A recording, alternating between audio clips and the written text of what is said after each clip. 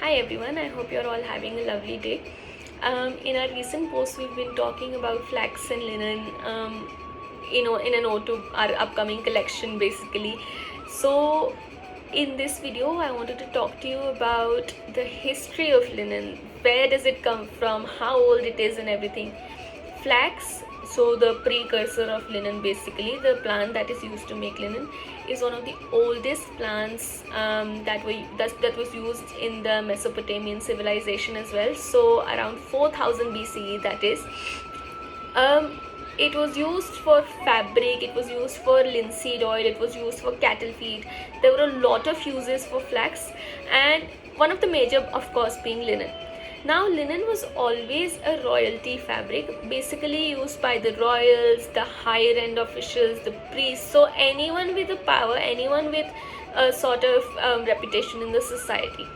Now, the process of linen was very well known by the Egyptians, and linen was also used to preserve the mummies. The mummies that were covered in the fabric, that fabric was always linen. So linen is obviously very rich culturally and in terms of its history. However, there are some sort of not discrepancies per se, but different kinds of accounts that there are, and it shows you how there's actually more to its history than the surface. So according to the surface view, this is what I said, how it's from the Mesopotamian civilization, and they produced flax to an extent where they exported flax into the different areas and even into Indus Valley civilization. So that's the Indian continent. Now this is where it gets very interesting. Harappa always had flax being grown in the area because our temperatures, our soil was very favorable for flax.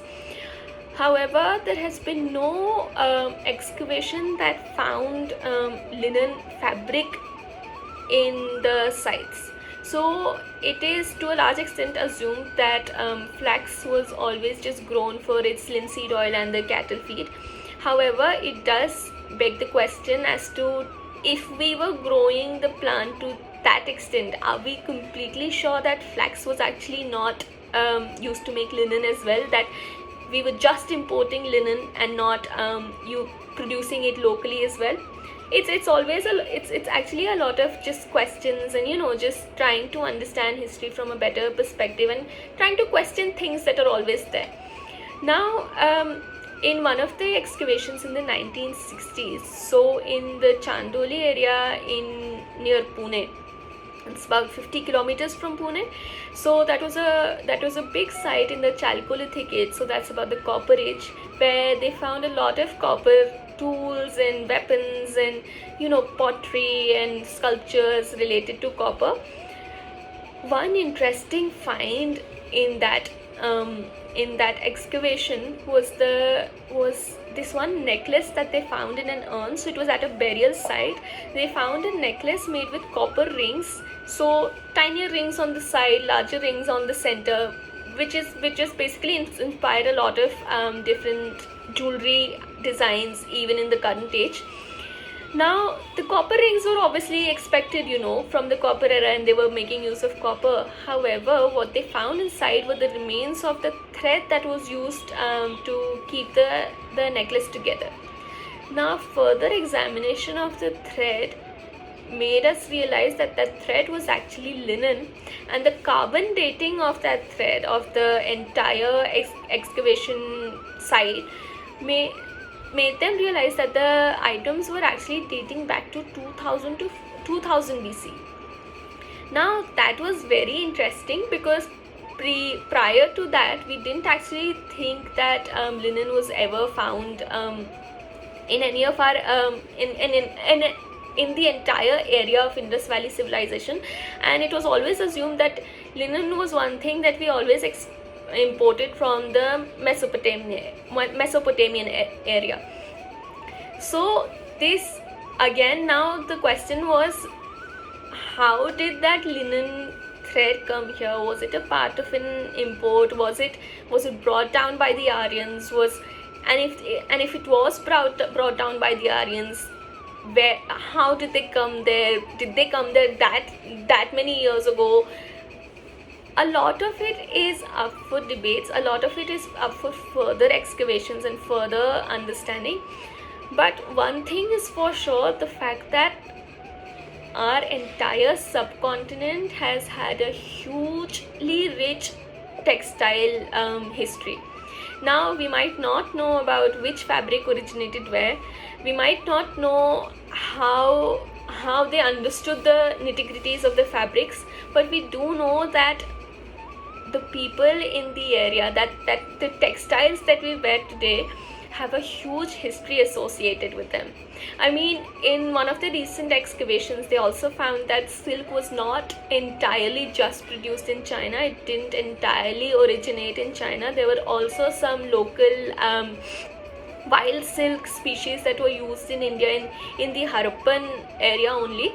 And that again begs the question as to, can we really talk about the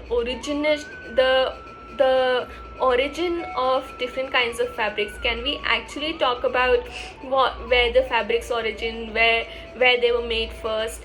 And I think it's a lot about, we still have a lot to learn. At the end of the day, we still have so much to learn about textiles, about their origin, about all these ancient civilizations. And I think it can be summed up into the idea that basically our history was very rich, and our ancestors, people in the Indus Valley civilization also knew so much about textiles, so much about clothes, even though unfortunately textiles also become one of the most rarely preserved articles. So it's also, I think a lot of it will always be ambiguous. It will always be up to the interpretation of different scholars and different archaeologists and everything.